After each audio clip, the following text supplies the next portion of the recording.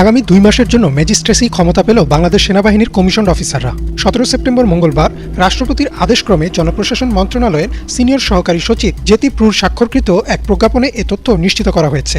সারা দেশে সেনাবাহিনীকে বিশেষ নির্বাহী ম্যাজিস্ট্রেটের ক্ষমতা দিয়েছে সরকার।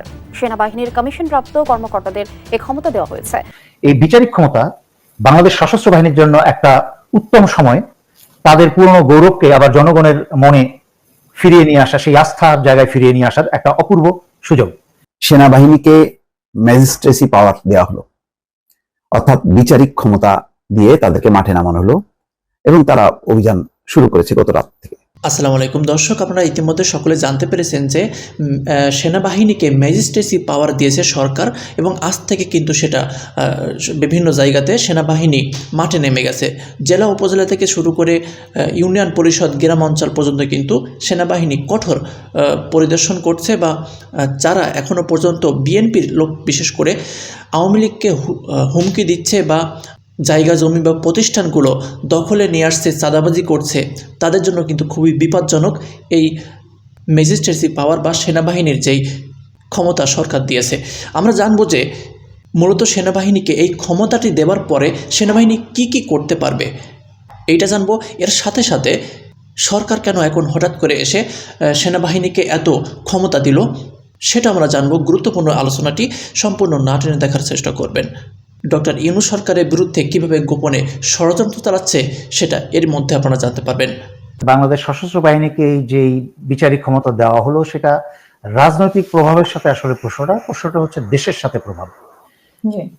দেশের যেই বর্তমান অবস্থা, এইটা আরো আগে হওয়া উচিত ছিল, কিন্তু এটা দেরিতে হলেও হয়েছে। বিকজ বাংলাদেশের এখনো 50% পুলিশ কিন্তু সক্রিয় না।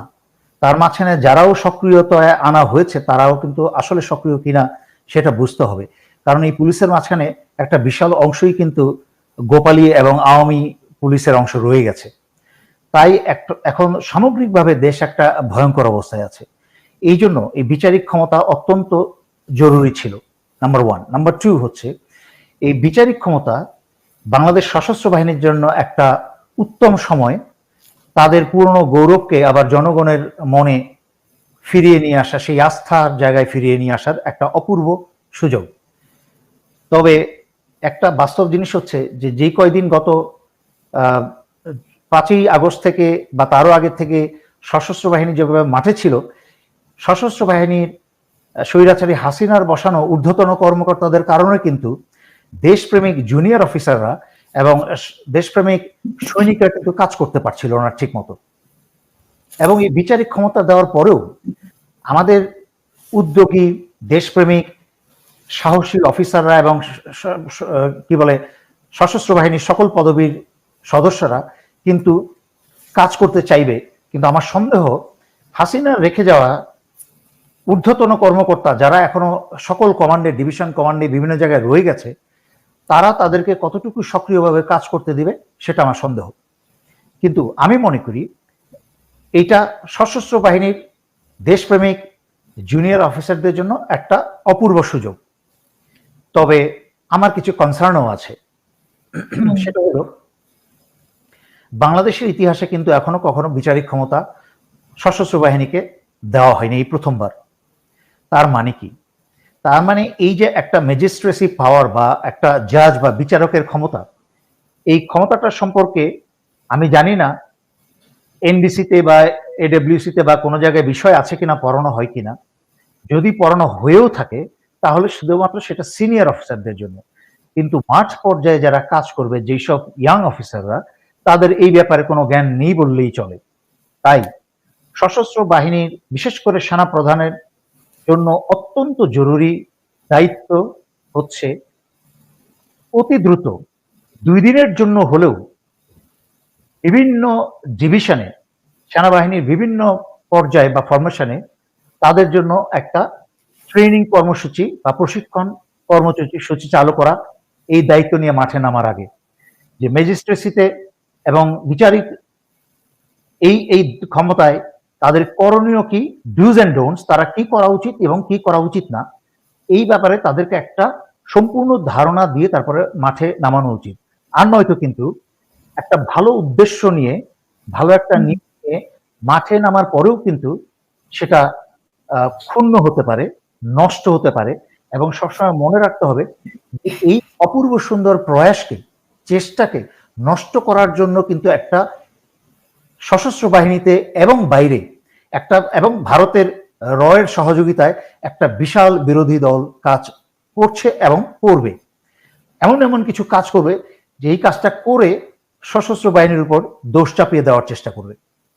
সুতরাং এই ব্যাপারে আমাদেরকে অত্যন্ত অত্যন্ত অত্যন্ত সাবধান থাকতে হবে। গত প্রায় 2 মাস মাঠে থাকার পর বাংলাদেশ সেনাবাহিনীকে নির্বাহী বা এক্সিকিউটিভ ম্যাজিস্ট্রেসির ক্ষমতা দিয়ে প্রজ্ঞাপন জারি করেছে সরকার। এই ক্ষমতা বলে সেনা কর্মকর্তারা আগামী 2 মাস ফৌজদারি অপরাধের বিভিন্ন ধারা অনুযায়ী অপরাধীদের বিরুদ্ধে বিভিন্ন ব্যবস্থা নিতে এবং আইন শৃঙ্খলা রক্ষায় পদক্ষেপ নিতে পারবেন। মঙ্গলবার রাষ্ট্রপতির আদেশক্রমে জনপ্রশাসন মন্ত্রণালয় থেকে এ বিষয়ে প্রজ্ঞাপন জারি করা হয়েছে। 1989 সালের ফৌজদারি কার্যবিধির 16টি ধারায় সেনাবাহিনীকে ম্যাজিস্ট্রেসি ক্ষমতা দেওয়া হয়েছে।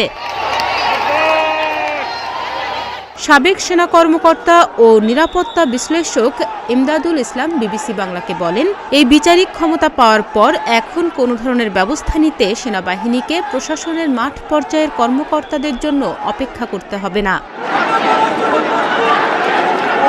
নিরাপত্তা বিশ্লেষকদের উদ্ধৃতি দিয়ে বিবিসি লিখেছে, শেখ হাসিনা সরকারের পতনের পর নতুন সরকার গঠন হলেও মাঠ পর্যায়ে এখনও শৃঙ্খলা ফেরেনি। এই সংকট কাটাতে সেনাবাহিনীর হাতে বিচারিক ক্ষমতা থাকলে মাঠের পরিস্থিতি বদলাতে পারে। এখন প্রশ্ন হচ্ছে, বিচারিক ক্ষমতায় কি কি করতে পারবেন সেনারা? ধারা 64 ম্যাজিস্ট্রেসির উপস্থিতিতে অপরাধ সংগঠনকারীকে গ্রেফতার করার বা গ্রেফতারের নির্দেশ দেওয়ার বা হেফাজতে রাখার সক্ষমতা। ধারা 65 রয়েছে গ্রেপ্তার করার ক্ষমতা বা তার উপস্থিতিতে গ্রেপ্তারের নির্দেশনা দিতে পারবেন এবং গ্রেপ্তারি পরোয়ানা জারি করতে পারবেন। ধারা 83 অধিক ক্ষেত্রের বাইরে গ্রেপ্তারি পরোয়ানা কার্যকর করতে পারবেন, অর্থাৎ বাংলাদেশের যে কোনো স্থানে গ্রেপ্তারি পরোয়ানা কার্যকর করতে পারবে সেনা কর্মকর্তারা। ধারা 84 অধিক ক্ষেত্রের বাইরে পরোয়ানা কার্যকর করতে পুলিশকে নির্দেশ দিতে পারবেন।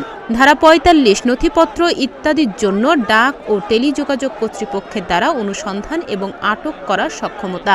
ধারা 100 ভুলভাবে দোষী ব্যক্তিদের হাজির করার জন্য অনুসন্ধান ওয়ারেন্টি জারি করার ক্ষমতা, অর্থাৎ বেআইনিভাবে আটক করা ব্যক্তিকে উদ্ধারের জন্য সেনাবাহিনীর কর্মকর্তারা যে কোনো স্থানে তল্লাশি করতে পারবেন। কাউকে অপহরণ বা জোর করে কোথাও আটকে রাখার খবর পেয়ে সেনা কর্মকর্তারা সেখানে তল্লাশি করতে পারবেন। ধারা 105 সরাসরি তল্লাশি করার সক্ষমতা। ক্ষমতাপ্রাপ্ত ব্যক্তিদের উপস্থিতিতে যে কোনো স্থানে অনুসন্ধানের জন্য তিনি সার্চ ওয়ারেন্টি জারি করতে পারবেন। ধারা 107 শান্তি বজায় রাখার জন্য নিরাপত্তার প্রয়োজনীয় ক্ষমতা। ধারা 109 ভবঘুরে ও সন্দেহভাজন ব্যক্তির ভালো আচরণের জন্য নিরাপত্তার প্রয়োজনীয় ক্ষমতা। ধারা 110 অভ্যাসগত অপরাধীর কাছ থেকে সদাচরণের জন্য মুচলেকা গ্রহণ। ধারা 126 সদাচরণের নিশ্চয়তা প্রদান করা ব্যক্তির মুচলেকা বাতিল করে সমন বা গ্রেপ্তারি পরোয়ানা জারি করার ক্ষমতা। ধারা 127 বেআইনি সমাবেশ ছত্রভঙ্গ করার আদেশ দানের ক্ষমতা। ধারা 128 বেআইনি সমাবেশ ছত্রভঙ্গ করার জন্য বেসামরিক শক্তি ব্যবহার করার ক্ষমতা। ধারা 130 বেআইনি সমাবেশ ছত্রভঙ্গ করার জন্য সামরিক শক্তি ব্যবহার করার ক্ষমতা। দর্শক, আপনারা পুরো আলোচনাটি শুনতে পারলেন এবং সেনাবাহিনীকে যে ক্ষমতা দেওয়া হয়েছে ম্যাজিস্ট্রেসি ক্ষমতা, এটা দেওয়ার পরে কিন্তু সেনাবাহিনী ইতিমধ্যে বিভিন্ন উপজেলা, জেলা উপজেলা সহ একেবারে গ্রাম অঞ্চলে কিন্তু চলে গিয়েছে পরিদর্শন করার জন্য, বা কোথায় কি হচ্ছে সেটা কিন্তু ইতিমধ্যে মাইকিং করে জনগণকে জানাচ্ছে। কেউ যদি কাউকে হুমকি দিয়ে থাকে বা কারোর জায়গা জমি সহ কোনো প্রতিষ্ঠান দখল করে থাকে, কোনো হিন্দু বা সংখ্যালঘুদের উপরে আক্রমণ করে থাকে, ভাঙচুর করে থাকে বাড়িঘর, তাহলে কিন্তু তাদের বিরুদ্ধে ব্যবস্থা নেওয়া হবে এবং সেটা সেনাবাহিনীকে অবগত করার জন্য কিন্তু মাইকিং করছে। যারা এই অপরাধের সঙ্গে যুক্ত হবে কোনো দল কিন্তু সেনাবাহিনী দেখবে না, বিএনপি হোক আর আওয়ামী লীগ হোক। যে অপরাধ করবে তাকেই কিন্তু শাস্তি পেতে হবে। আপনারা দেখতে পারলেন কয়েকটি ধারা, এই ধারার মধ্যে সব কয়টি বিষয় কিন্তু আছে। যেহেতু এখন পুলিশ প্রশাসন অতটা কাজে অটুট হয়নি, যে কারণে কিন্তু দেশের শান্তি শৃঙ্খলা বজায় রাখার জন্য সেনাবাহিনীকে মোতায়েন করা হয়েছে, এটাই যতটুকু আমরা জানতে পারলাম। তো এটা কতটুকু ভালো দিক বয়ে আনবে আমরা কিন্তু বুঝতে পারবো 2-1 দিন গড়ালেই। আশা করি যেহেতু সেনাবাহিনীর হাতে এখন সম্পূর্ণ প্রশাসনীয় কাজ বা আইনি কাজ, সেটা কিন্তু ঠিক কঠোরভাবে পালন করবে সেনাবাহিনী। তো ভালো একটি উদ্যোগ নিয়েছে ডক্টর মোহাম্মদ ইউনূস অন্তর্বর্তীকালীন সরকার। আপনাদের কি মন্তব্য? আপনাদের মন্তব্য কমেন্টসে লিখবেন। সবাই ভালো থাকবেন। আল্লাহ হাফেজ।